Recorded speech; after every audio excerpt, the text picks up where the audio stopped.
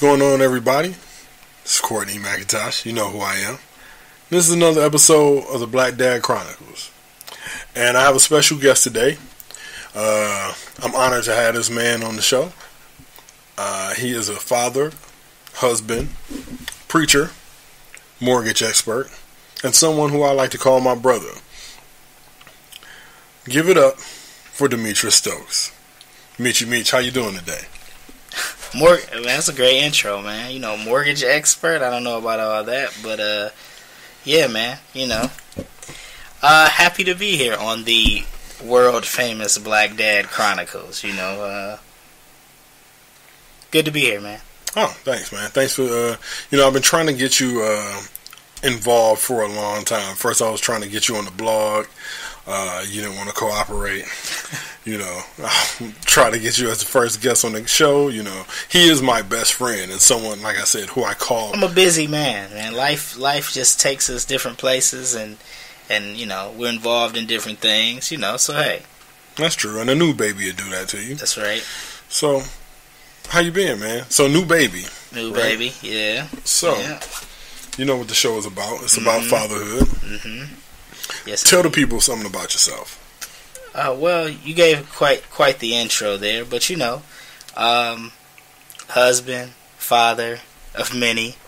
My kids range in age from 16, and is my oldest, and then my newest, of course, is almost 3 months. So, interesting dynamic in the home when you got a kid that's almost out of the home. We hope, Lord willing, please God.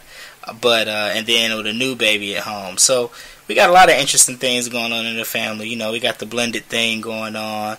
We have a child with special needs.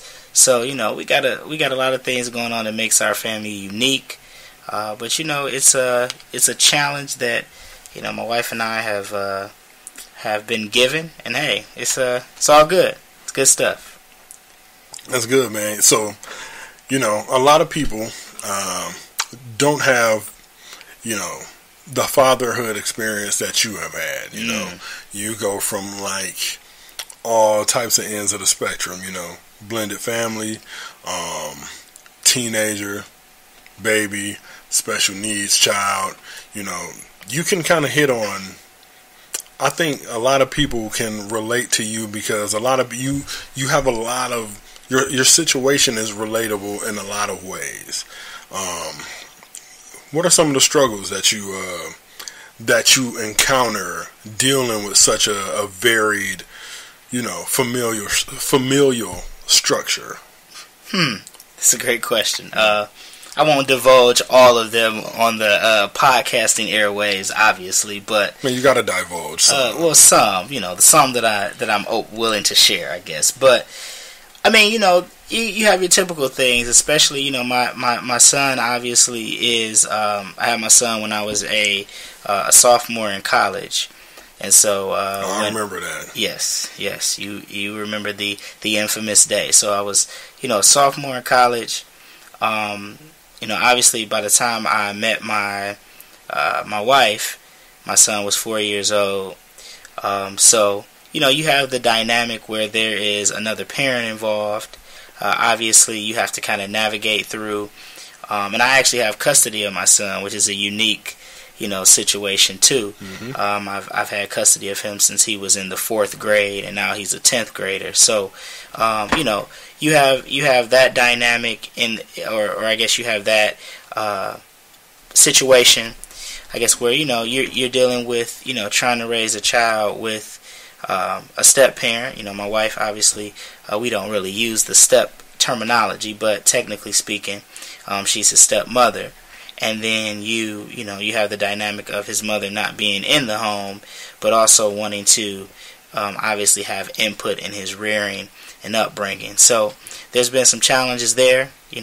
No shortness of drama over the course of the 16 years that he has been on Earth.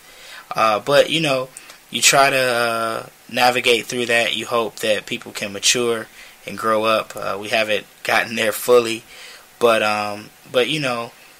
hopefully, Lord willing, things are on the right track. Obviously, the goal with him is to try to get him in a position where he finishes high school and attends college. That's a goal that he has, and obviously that's a goal that, as his parents, we want to support and have for him as well. So you just deal with that. All that. It's just an interesting dynamic, man. You have to deal with that. Like I said, no shortness of drama. Obviously, when you're talking about a situation where there are, you got the mom, the dad, step parent involved, who's heavily involved. My wife has been a huge influence in his life. For many, many years and for a long time. The main mother figure in his life. So, but when you have that dynamic, you really just have to, in some ways try to work together. Like I said, it's a work in progress. We're getting there, but I think ultimately we all want the same things, which is for our son to be a productive citizen, or sons, I should say, to be productive citizens, in society. So it's interesting, man, to say the least. Okay. So what's your background like as far as when you grew up? Were your parents in home? Yeah. What was your rearing like? Yeah. So that's also interesting, right? Because born and raised in Detroit. Interesting in that, my parents were 18 and 19 when I was born, and then I was 20 when I became a dad. So that's interesting. Big difference though, with me, and I don't say it in a bragging or braggadocious or boastful way at all, is that I kind of stayed active in my son's life from the point that he was born. My father was kind of in and out of my life growing up. Really not an active participant in my upbringing. He had some trouble, some issues with certain things, spent time in jail, things of that nature. My mother also had her struggles and her battles and issues with certain things. So actually, I was actually raised by my grandparents.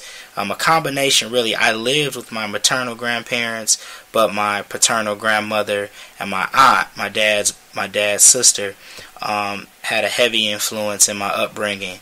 But yeah, man, I was raised by my grandparents. It was the best situation for me. In hindsight, being a grown man now and looking back on it, obviously you have those longings to be with your parents and right. and wanting them to bring you up and to raise you. But it was definitely the best situation, for me. My grandparents, took me in, did the best they could. My grandfather was a hard-working man. He was a electrician, a self-employed man. Did all he could to raise his family. My grandmother was a nurse until she retired from that profession. So it was really a great example for me to see, even though they weren't my parents, but it was a good situation and good opportunity for me to see a husband and a wife working together to support and raise and rear a family, and really a heavy influence on what I do today and doing the same with my wife and my family. So interesting dynamic, man. As a child, there was resentfulness because your pops wasn't around, or your mom's wasn't always there, but the right people were there and the right people were in place. I had great support from even other family members beyond my two grandmothers, my grandfather and my aunt. I had uncles who were very supportive, cousins, very close family friends and all like that. I was truly like a village kid. They say it takes a village to raise a child, and I really was a product of an environment like that. So yeah. Okay, that's beautiful, man. A lot of times it seems like people don't have good mentors to look up to.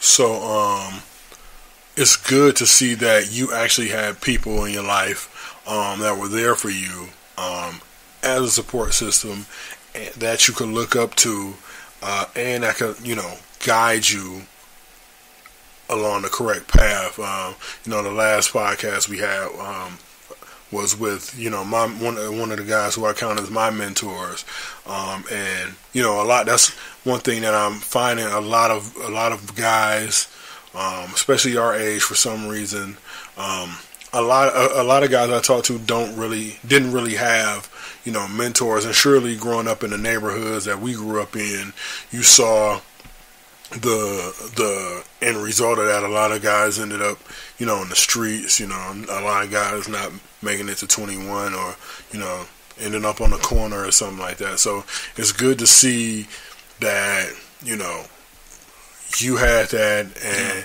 you really were, you know, the village kid, you know, being raised by that village. You know, I love your family, you know, strong family. I remember how funny your grandparents were, you know, especially your grandpops. Yeah. Man, yeah. so. He was a trip. Yeah. And I had a lot of, you know, a lot of support, too, from my church. Obviously, you know, if you grow up in a house with grandparents, you know, it's a prerequisite that you got to go to church. But, you know, I wasn't one of those kids that had to be dragged out to church. I actually enjoyed it, had great friends there, things of that nature. But one of the things that I also saw was I actually saw men who were raising their kids, who were loving their wives and being involved in their families. So although that was something that wasn't, you know, well, I did have it with my grandfather, but it wasn't something that I saw with my father personally. Mm-hmm. I saw it with, you know, other men in those environments, in church and things of that nature. And that was also very instrumental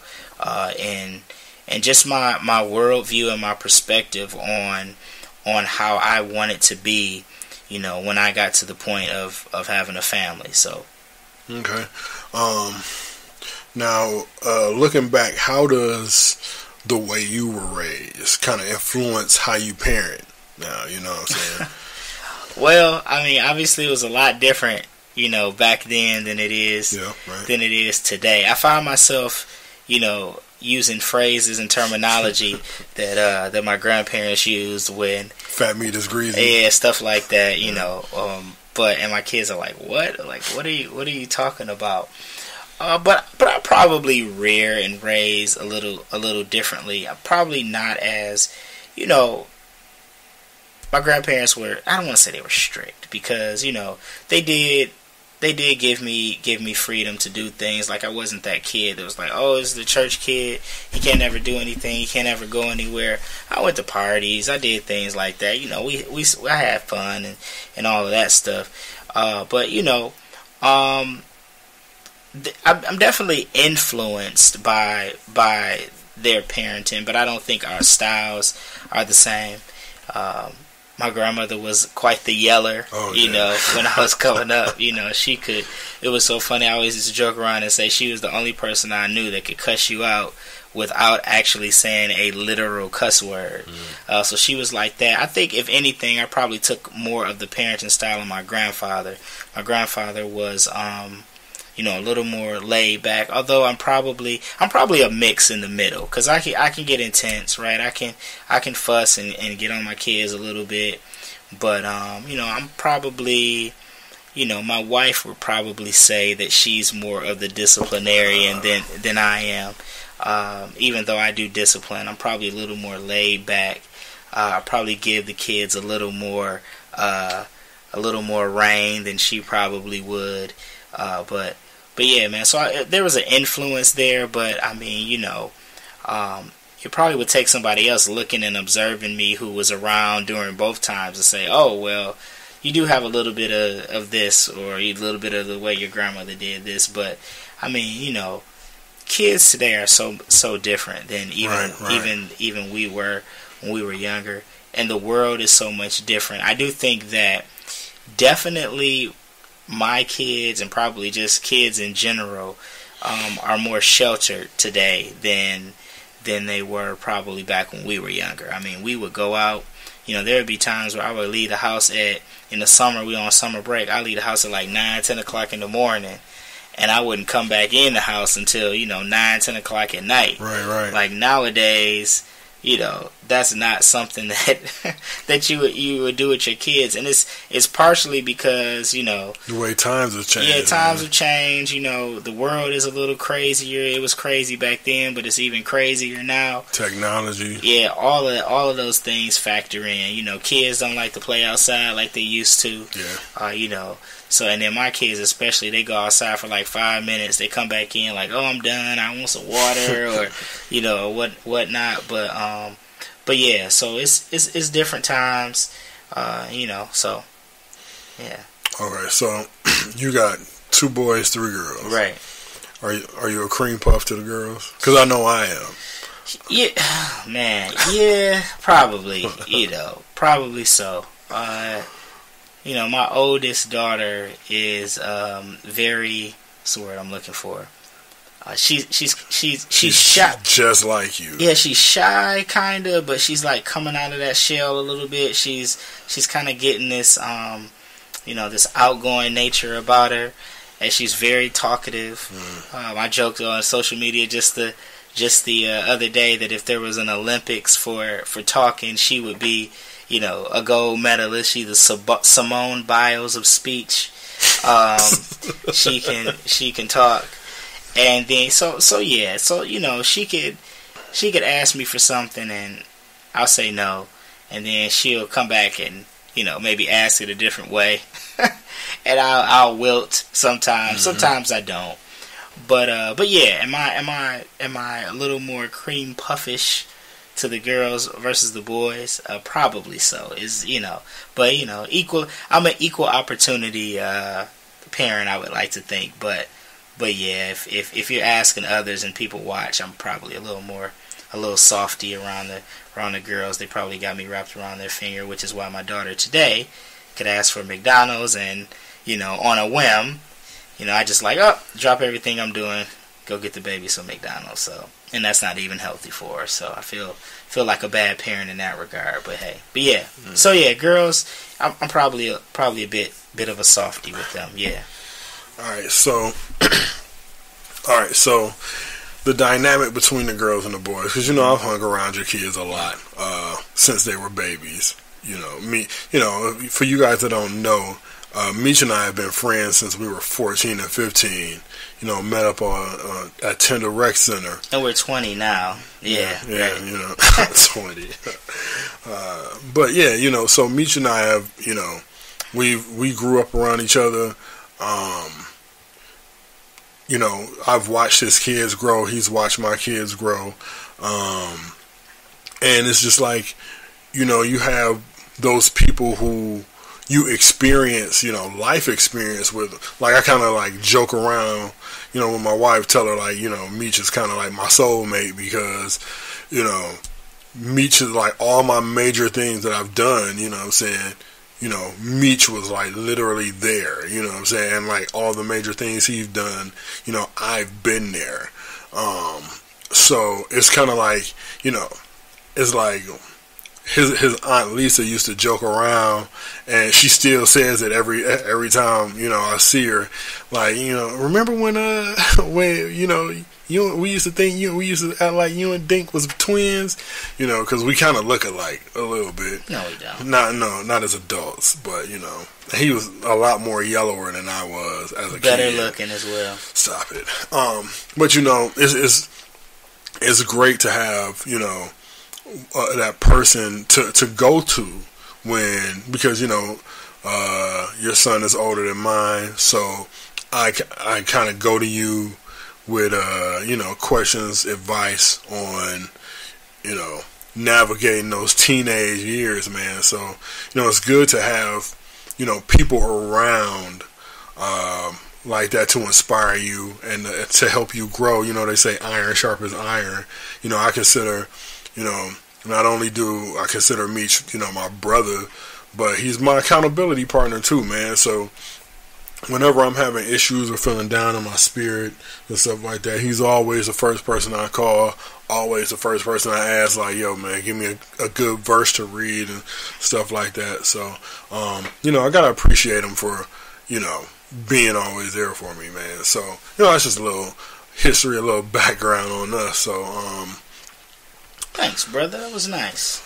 Rarely do I get niceties from you. So whatever. much obliged. So yeah. So what are some of the differences you see now, man? When it comes to parenting in general. I know we touched on technology earlier, and I think that's probably like the main difference. As it pertains to when we were young, because when we were young, I don't know about you, I didn't get my first Nintendo probably to I was 7 or 8, and then we played it once and it broke. But we weren't looking to be inside in the house. We would just want to be outside all day. We looked for the houses where all the bikes was in the neighborhood.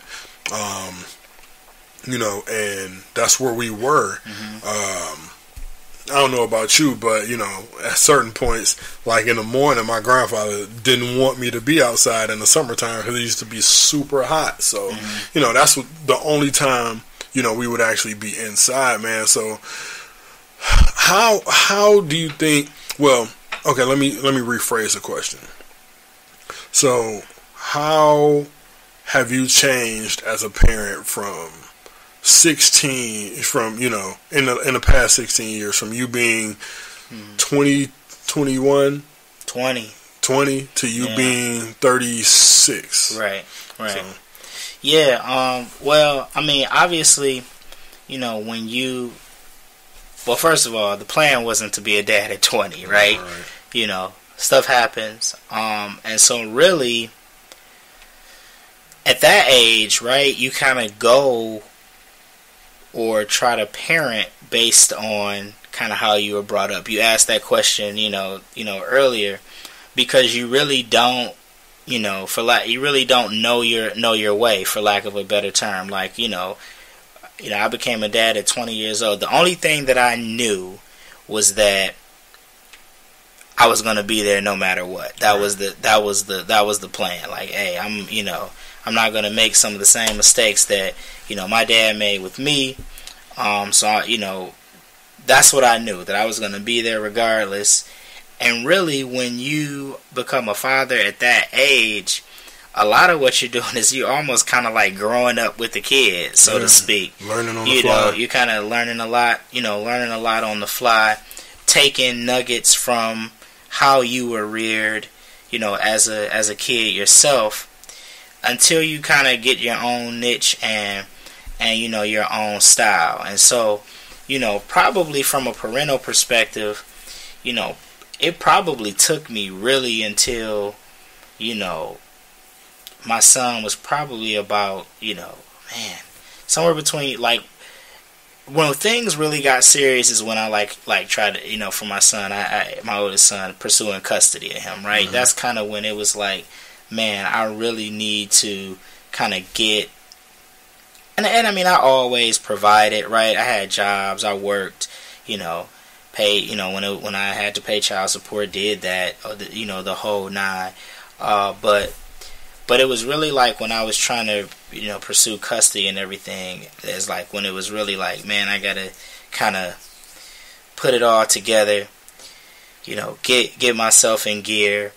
And then that's when I really started to, notice kind of me kind of, carving my own niche, if you will, and developing my own style and of doing things as far as from a parenting standpoint. And then by that point I was married too.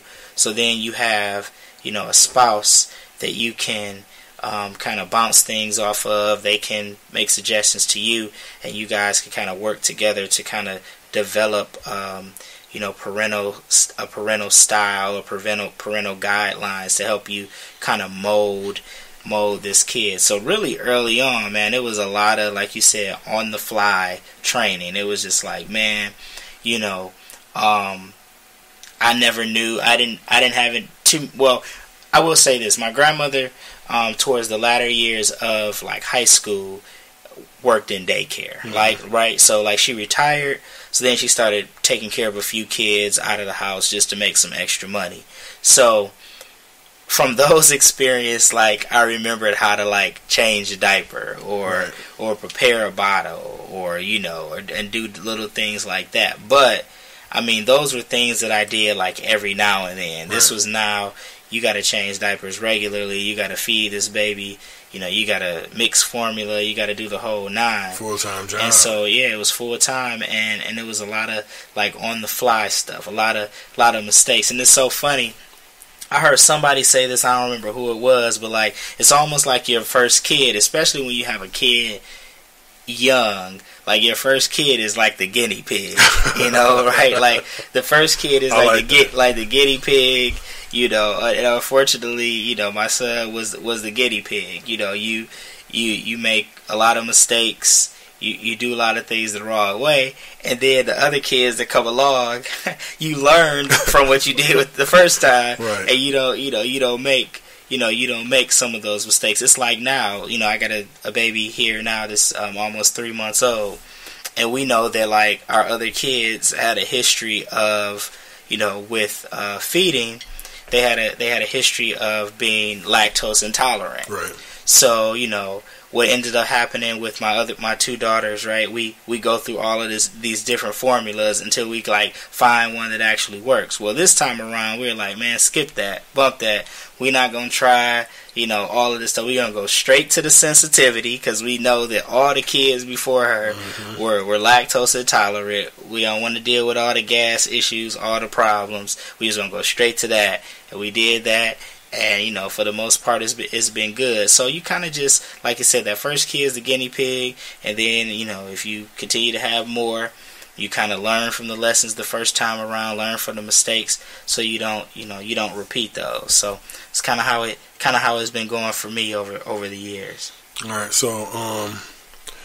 So when you first found out that your wife was, you know, pregnant with the new baby. Yeah. What were you thinking for the first time? Oh my God. First of all, I don't know who was more upset. I mean, okay, first of all, let me rephrase. Let me back up. Not upset in the way that's like, oh my God, this child coming is like an utter disappointment, but like, it wasn't in the plan. It wasn't in our plan. Maybe in God's plan, but obviously it wasn't in ours. So I remember, like, asking my wife, like, because I knew she had asked me to go buy a pregnancy test, right? And I'm like, oh God, no, because I'm reacting that way because every time I've bought my wife, if she's asked to go buy a pregnancy test, she's been pregnant, like every time. So I'm like, crap, we are screwed. So I go buy a test, right? And I remember, like, being in the basement, and I always watch TV in the basement, fall asleep, right, and then come to bed or whatever, and I remember I was intentionally trying to force myself not to fall asleep because I wanted to be awake when she took the test because I wanted to see the results, and so of course I didn't make it. I ended up falling asleep. I wake up in the middle of the night, like 1 in the morning, go fly upstairs. She's knocked out, right, and my wife hates for you to wake her up. You know, in the middle, if she sleeps, shout out to Mrs. Stokes. Yeah, she hates for you to wake her up. But I was like, I'm just gonna deal with it tonight. I'm about to wake her up, so I'm like, babe. She's like, what? I'm like, did you take the test? And then she was like, I don't want to talk about it. And I knew when she said that, bro, I was like, oh, we're done for. Well, not in that way, but yeah. It's like, gosh. So here's the thing. So initially, our reaction, I think, was one of, like, I don't want to say selfishness, but we were kind of thinking about, because look, we had some plans for some trips and vacations. Trip? Right. So yeah, because this year I'm celebrating. We'll be married 10 years this year, and so we were going to go to Jamaica and renew our vows, and we had all these other plans and just different things. And so, a new baby puts all that stuff on hold, right? So we're like, man, we don't really want to mess this up, like, And you know what? And to be honest with you, we were at a really good place in our lives in terms of, kind of professionally, financially, in the sense that, bills, bills get paid, kids good, everything was straight. And, one of the things that I found out throughout life is that, the best test, or I guess a lot of tests come, especially, tests or trials or challenges or whatever you want to call them from God come, and they take you out of that comfort zone. So we were kind of like, man, like this is really, really taking us out of our comfort zone. But baby's here now. Couldn't be happier. She brings a lot of joy and excitement, to the family. Mm-hmm. And it just wasn't initially in the plans, but of course now we're glad that she's a part of the family. So yeah. All right, now rewind a little bit. You said you guys were at a good place. So right. Go back and kind of expound on that, because one thing that I find, and you and I don't necessarily, I don't want to say have this issue, because you and I talk all the time, but with men, a lot of times they're reluctant to talk about their struggles, talk mm-hmm. about their issues, especially like when it comes to dealing with issues in their marriage, mm-hmm. And things like that. So right. Just kind of take us back a little bit, just talk right. about that, and talk about your struggles, how it affected you parenting, sure. and then how you guys broke through that. Yeah, man. Well, I heard of this cat. I don't know if people listening have heard of him, but this guy named B.J. Thompson. Mm-hmm. I follow him on Twitter. And he's I think he has like he does like this kind of family marriage, like ministry / kind of organization called Build a Better Us. And I heard him say one time that that marriage is the inescapable community. And so what he meant by that is like if you live in a bad neighborhood, and you have the means to get out, right? You're going to try to get out. Mm-hmm. You're going to try to leave and go somewhere better. And, marriage, the intent, right? A lot of people, if it gets bad, right. they get out, right?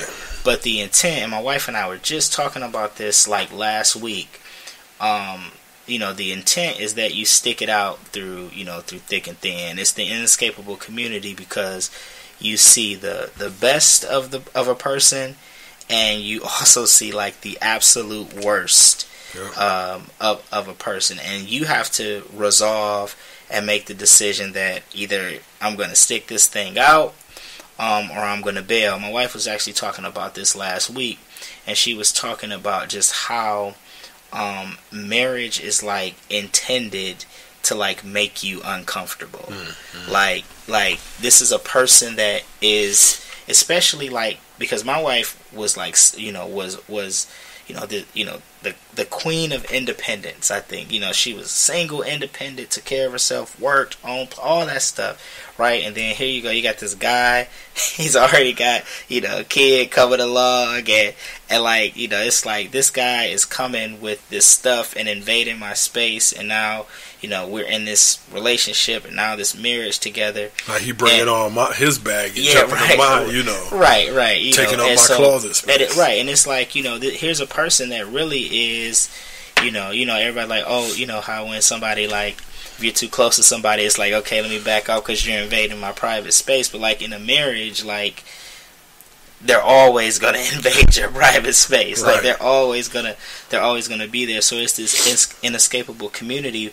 But just like I think with any relationship, you have your rough patches, right? You have your issues and your difficulties, and there were times where we didn't think we were gonna make it. There were times where we didn't think we would make it through.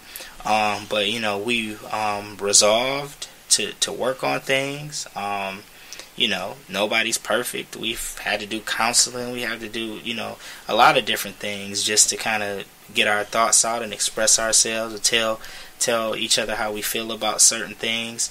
And sometimes the best thing to do in those settings is to have like a mediator or somebody to, to kind of. And there's still things, right? When you're in a lifelong relationship with somebody, like, everything is not roses, everything is not peachy keen, everything's not great.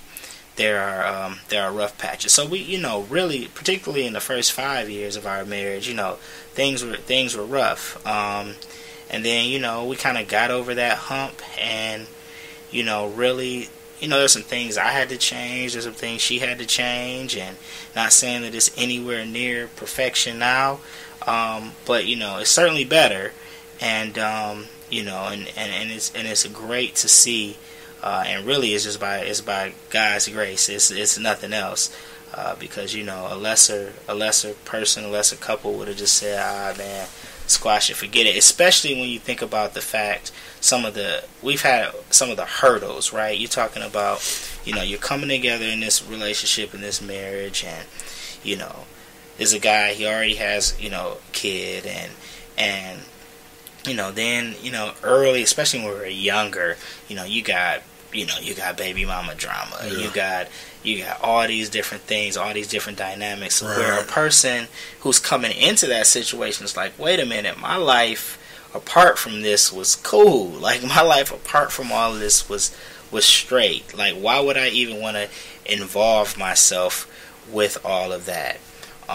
And so for a person to come into that situation and love us and really care for us, and and treat mine like they're hers. There's no favoritism. Like, if you've been around us a long time, you see the dynamic. Like, if my wife's yelling at one, she yelling at all of them, right? If my wife's giving to one, she's giving to all of them. So, it's really none of that. But go ahead and give her a shout out, man, because you ain't even really shouted her out, man.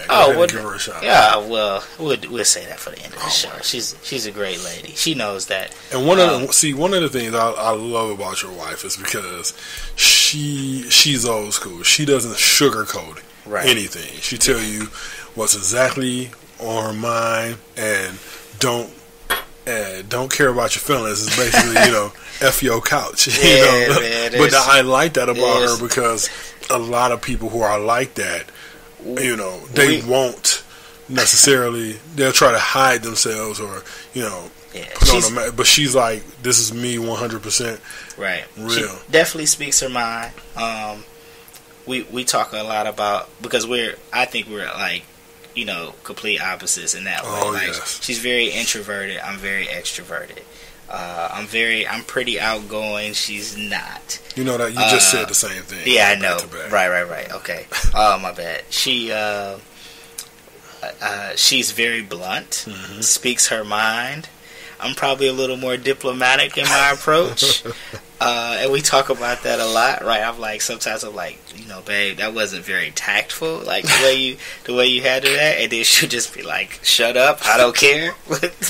I don't care what, But, and then sometimes she'll say to me, like, hey, you really need to stand up for yourself, in this situation, or what have you. And I think that's one of the cool dynamics too with relationships. Like, I think, God will put two people together who complement one another. Maybe one person has something that the other person doesn't, and when you're in a relationship with them for a long time, you kind of look at, okay, well, how do they handle, like, okay, for example, if I'm a little more passive, I ain't weak, but I'm just saying, like, if I'm a little more passive, maybe she's a little more aggressive, right?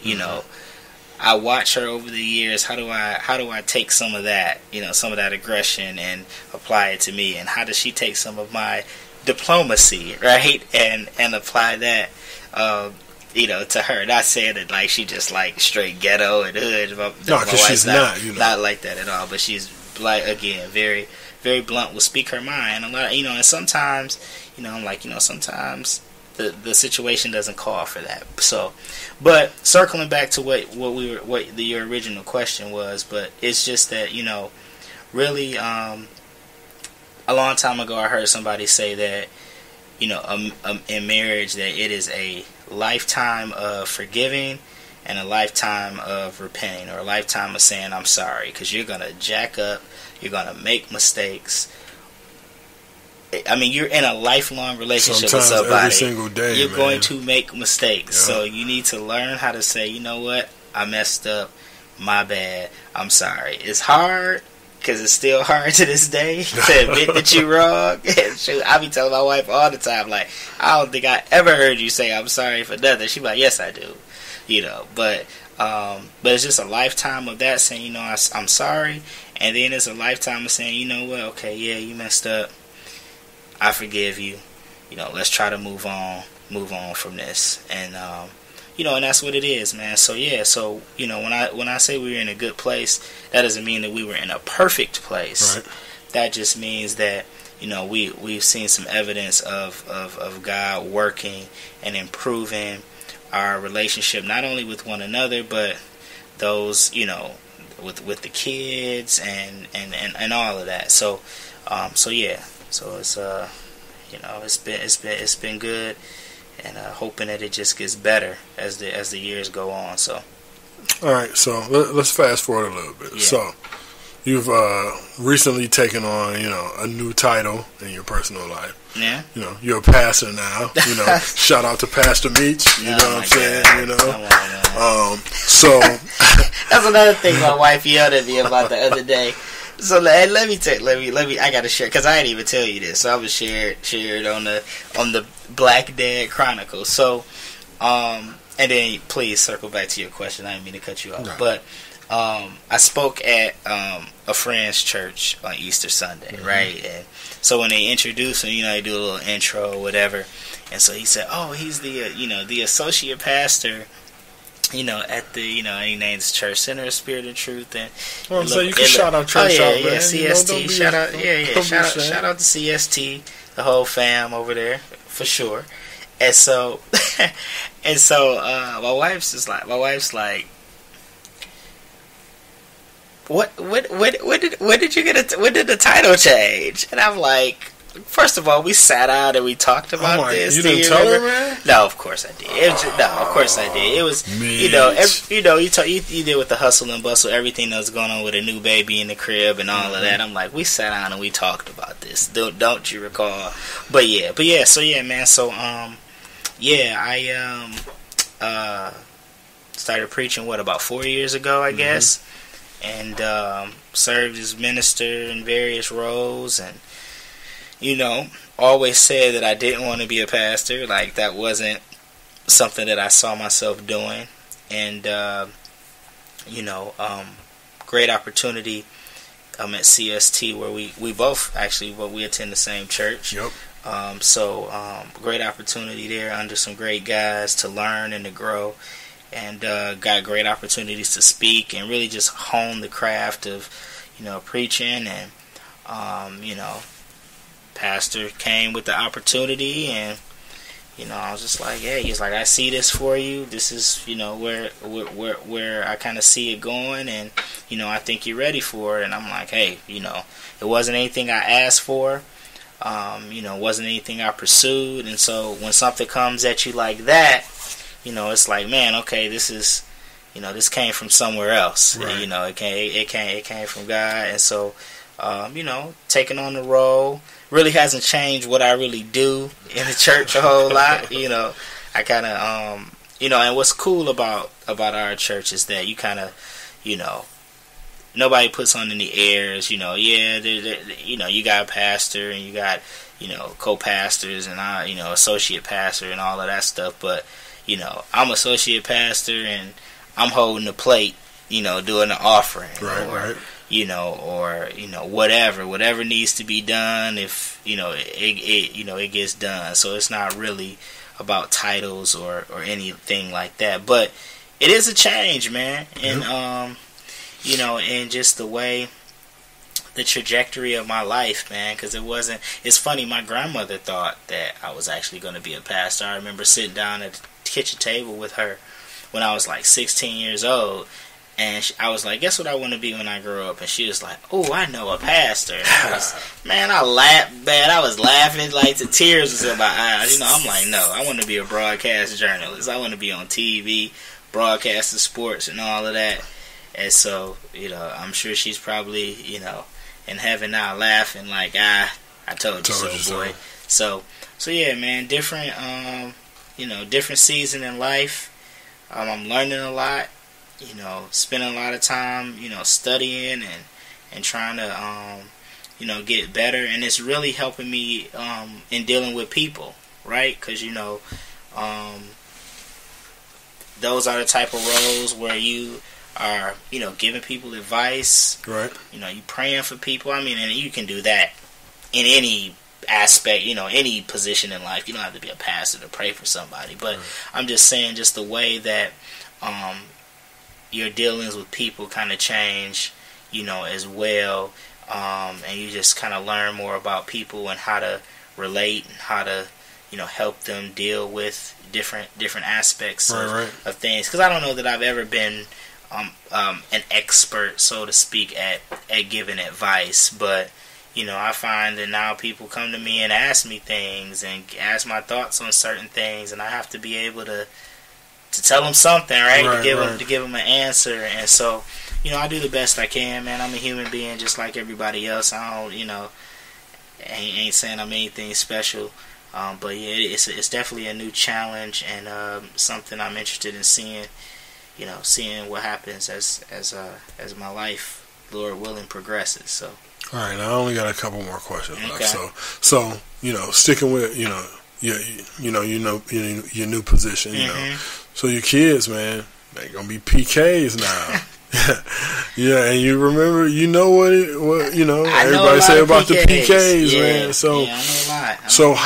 So how was that? Kind of influenced your parenting. Man, actually, it hasn't really changed my parenting at all. Expound on that. To be honest, because I think we already kind of had a structure in place where we were kind of already kind of rearing and raising our kids, with kind of a God first mentality. Mm-hmm.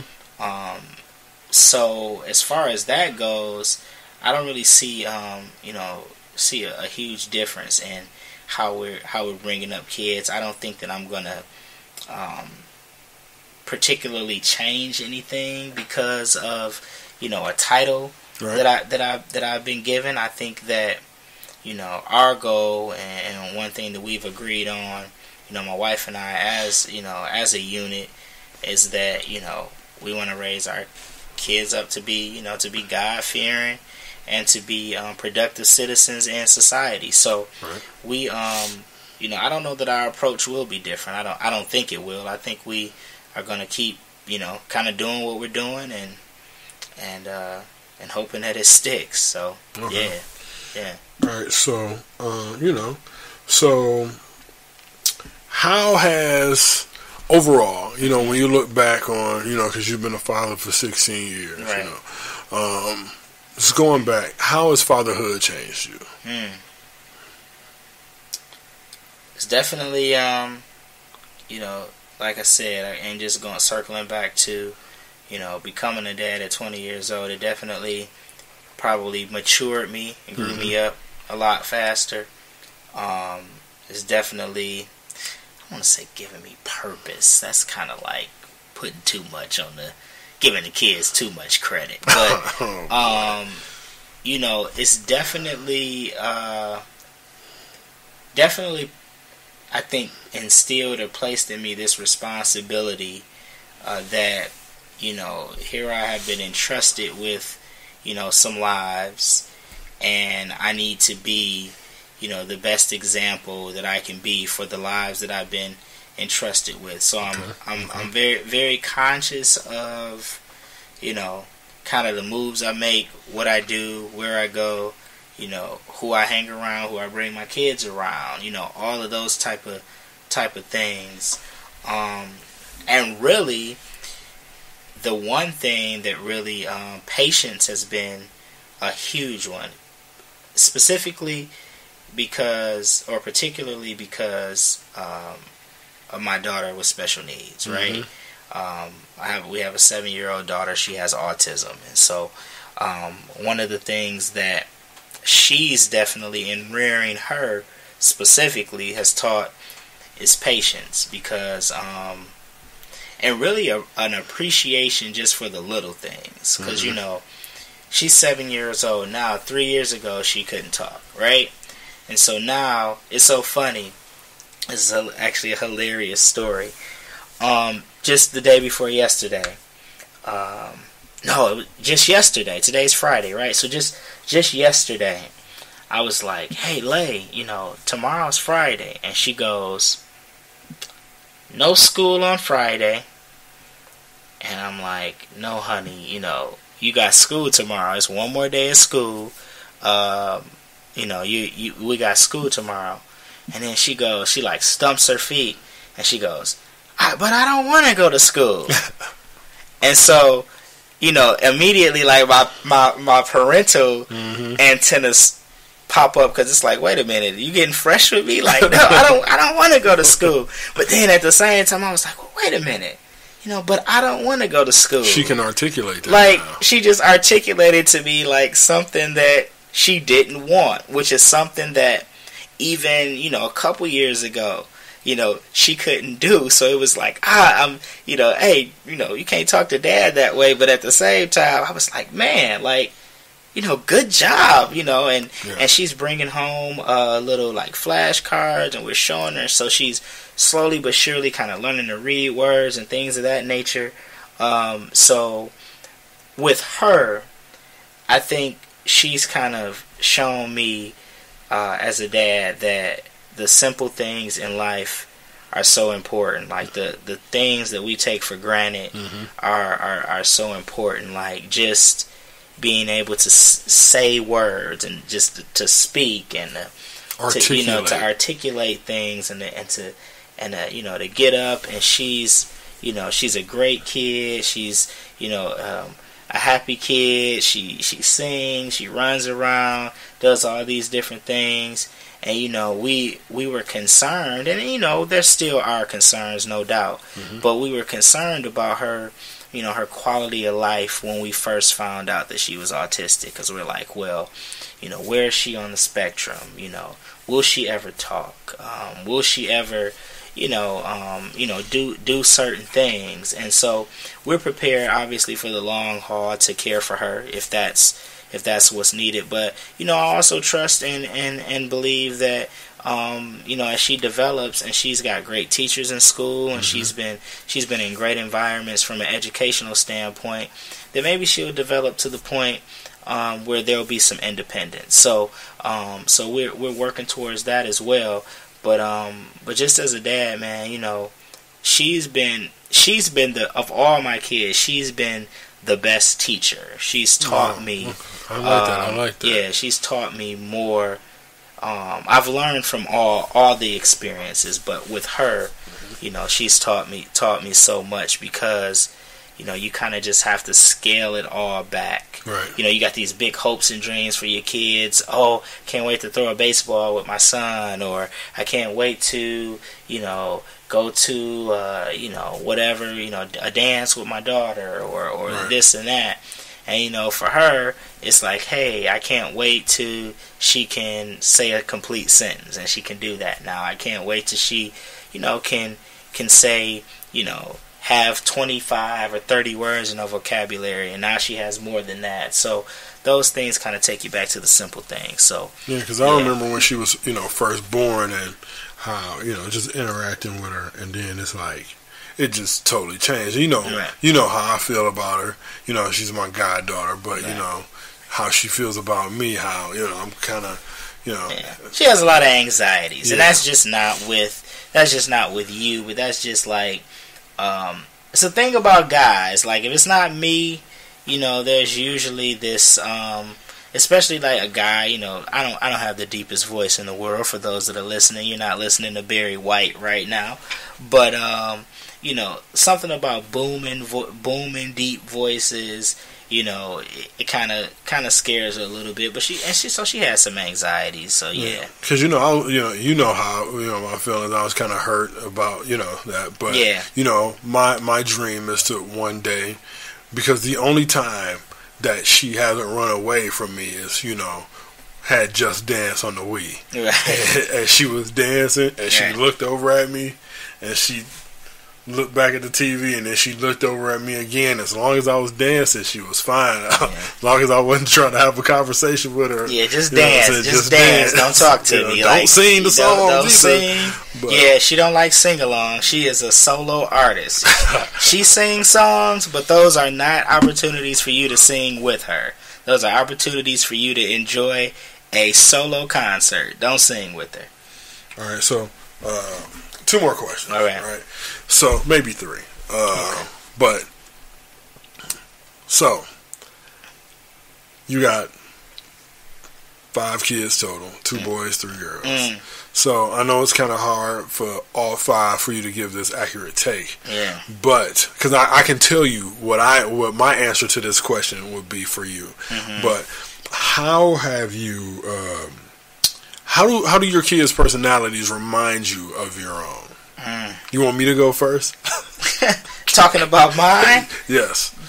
Yeah. All your kids are smart asses, just like you are. Oh man, the older 3. Oh my goodness! And I love Lourdes, and she'll say something to me, and I'll just like, did she really just say this? Yeah. But then it's like, you know what?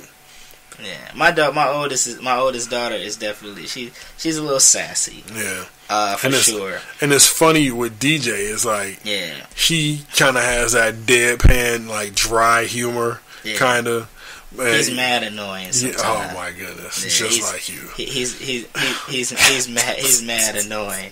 I don't think 16. Though, like he's. I'm not super cynical, and he is. Like I could be sarcastic and smart alecky, but he's really like a glass half empty, like worst, always thinking of like the worst case scenario, kind of cynical type of dude, but a smart guy, right? He's smart.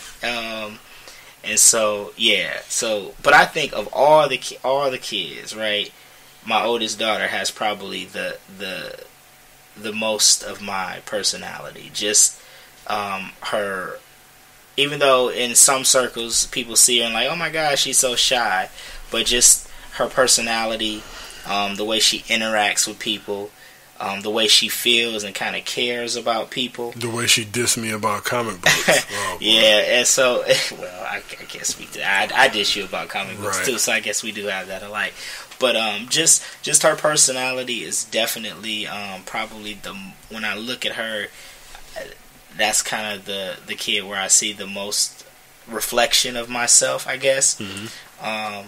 And the rest of them, all the bad traits they get from mom. No, I'm just kidding. But but yeah. Way to slide that in there. Yeah, sneak that in there. But my daughter probably is definitely, the oldest daughter is definitely the most like me, I think. The other ones, like you said, have little bits and pieces of me kind of intertwined in there. So.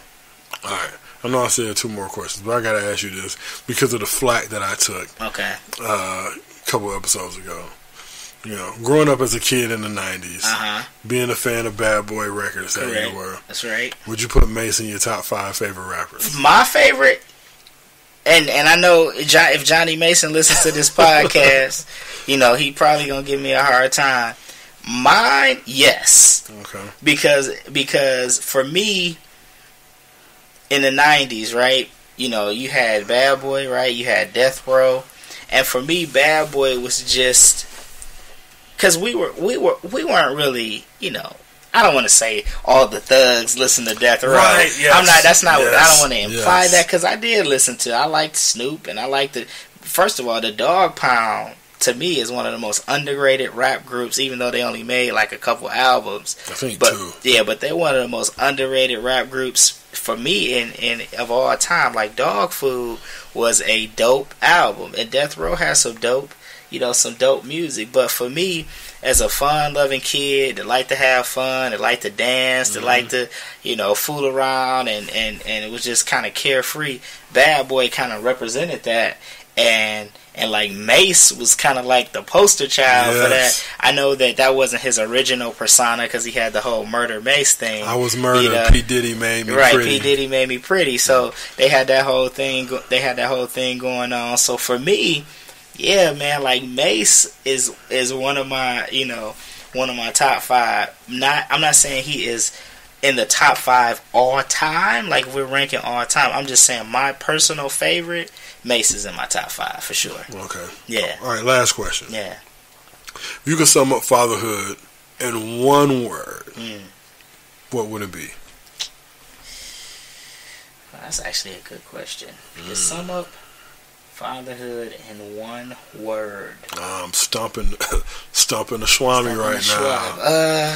Fatherhood in one word, if it's summed up, I would say love. You sum it up in one word. For me personally, it would be love. I know people might be listening to this show that come from different walks of life, different beliefs, but I'm under the personal belief that, my job as a dad is to be a reflection of the love that God has for us as His children, for my children here, on earth, right? Because really, ultimately, in our worldview, the way we see things, right, that those kids they belong to Him. So He's entrusting us with these lives to rear them and to bring them up, and to be a reflection of the love that He has for us. So that means the sacrificing, right? That means the providing, the protecting, all of those things that come with it. I think love encompasses, all of that. So when I go to work every day to provide for my family, that's love, right? When I, make sure, no hurt, harm, or danger comes to them, the protecting factor, that's love. When I, drive my daughter to dance class on Wednesday nights and coach my son's basketball team, Girl Scouts, and Girl Scouts, and therapy with my other daughter, well baby checkups. I just did one on Wednesday. All of those things are all encompassed, for me in one word, and that would be love, because that's what motivates us and empowers us to be the best possible, fathers, mothers, whatever it is, brother, sister, that we can be. So yeah, love, man. All right, so I got a bonus question for you. I'm just throwing this in. Is this a light question? Is this something light? Because this has been quite a heavy interview, man. Yeah, I listened to your last interview. You had some fun. Hip hop stuff in there. I was, but that's okay. I'm cool. I'm all right. That's okay. Good. That's all good. iPhone or Android, and why? Come on, man. I'm not a phony. There's foodies and then there's phonies, right? There's people that love phone. Courtney is this dude is uber obsessed with a phone. So I recently switched. A couple months ago. I switched from Android. I was a long time Android user to an iPhone, and I'm gonna just say this right now on the airwaves. I've been converted, man. Simple as that. No pun intended there. But I've been converted. I really like the iPhone. I've had an iPad for several years, and I love that. I just never thought that I would like the phone.